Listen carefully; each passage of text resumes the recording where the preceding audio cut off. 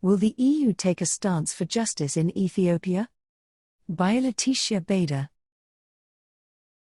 Since armed conflict broke out in Tigray in late 2020, the European Union has said that accountability would be central to any renewed engagement with the Ethiopian government. So have its member states.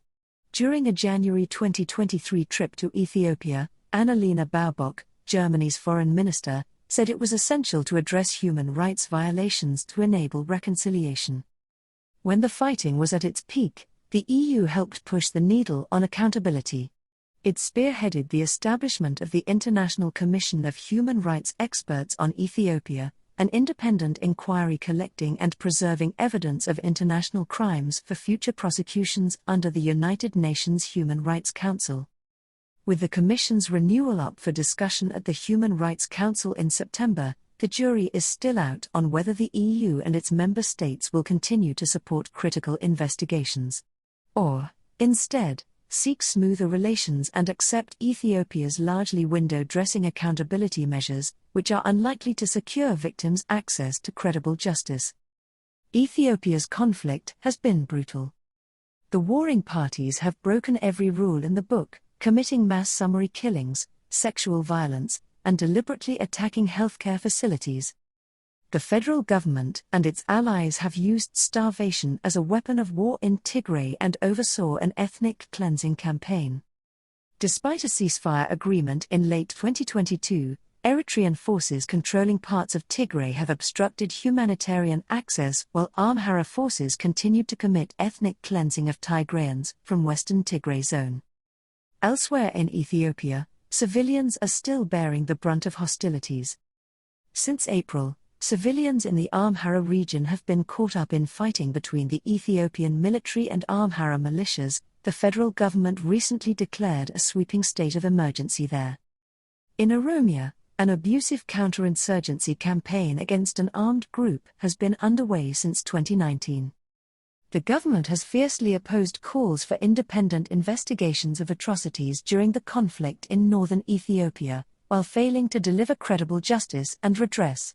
The government has repeatedly sought to shut down independent investigations, including an African Union inquiry, and has callously controlled what rights reporting has been allowed to take place, apparently to shield its forces and allies from accountability.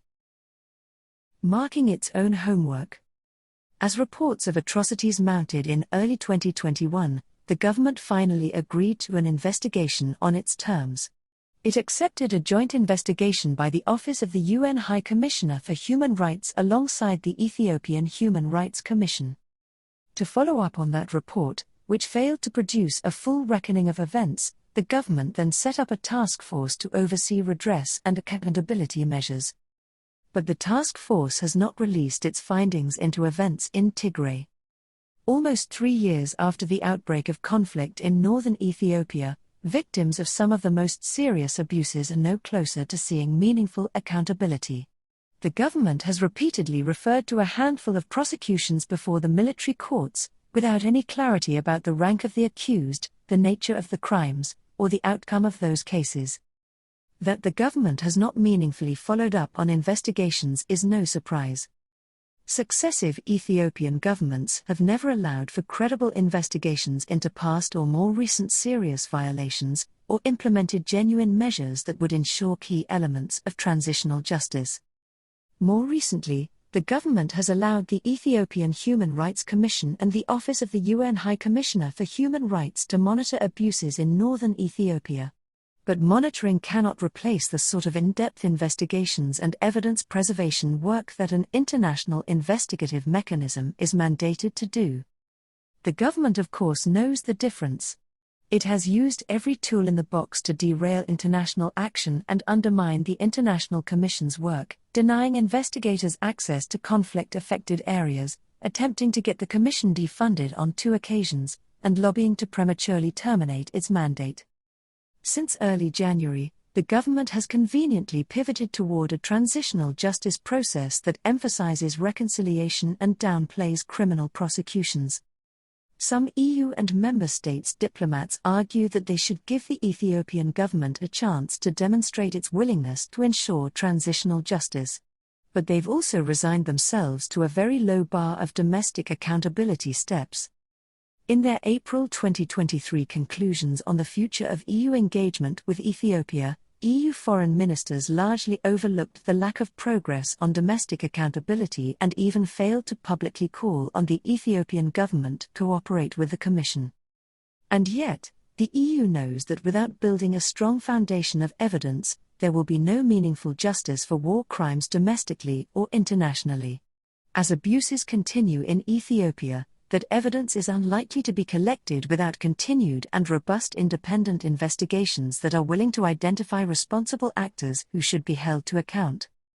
At the Human Rights Council in September, the EU needs to show leadership to rally support for meaningful accountability down the line by pushing for the renewal of the International Commission.